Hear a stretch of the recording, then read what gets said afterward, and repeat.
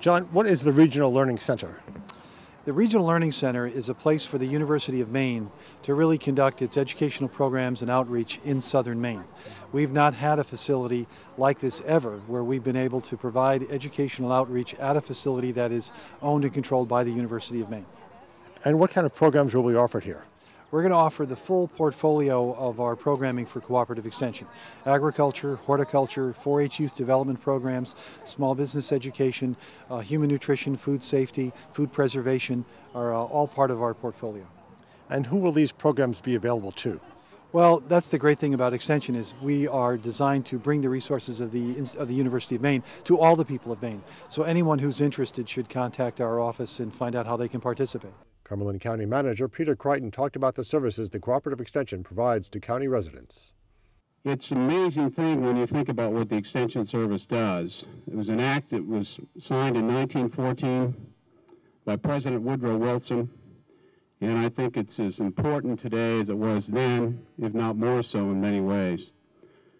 The work that the Extension Service does that contributes to youth and families and communities and the economy with the 4-H program and the work that's done on agriculture and nutrition and gardening and all of the various services that the Extension Service provides is indeed very important. It affects over annually 20,000 to 25,000 citizens in Cumberland County. And that's something that all of you who are involved with the Extension Service should be very proud of. You have a brand new building and some new facilities. Let's describe a little bit of the facilities here.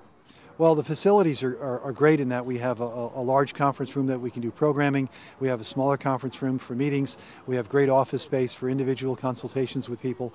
But also we have access to land where we're going to do farm demonstrations, garden demonstrations, applied research. So it's really close to the highway and the population, so it's very accessible for folks.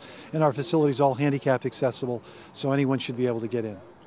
And you have 3 acres here on a beautiful location at Tidewater Farm. What will be happening here at the farm?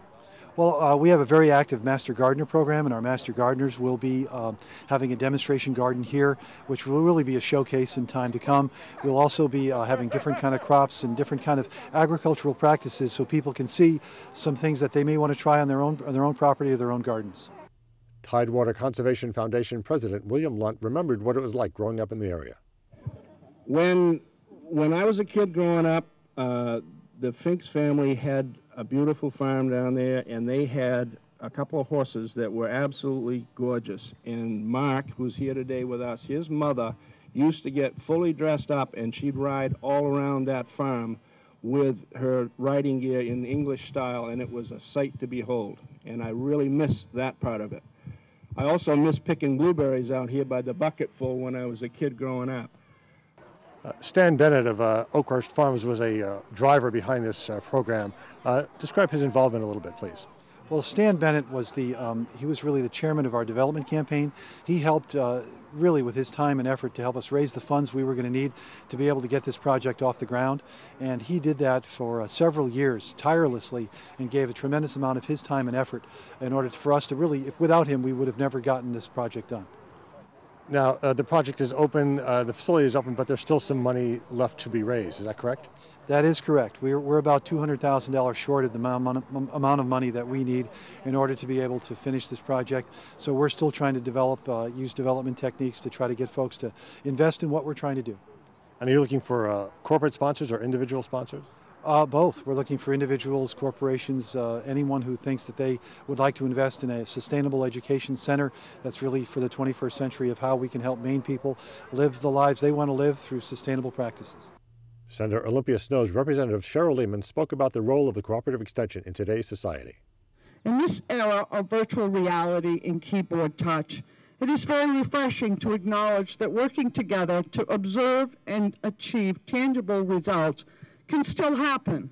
And this learning center is just such a resource for Mainers of all ages to uncover the Earth's possibilities. Through the center's advancement of positive environmental, economic, and social consequences, which will benefit all who seek to work with the land, we begin to see a wonderful cause and effect relationship emerging here. If people want more information about the extension or the programs that will be available here, where can they get more information? They can contact our Cumberland County office, or they can check us out online at www.extension.umaine.edu.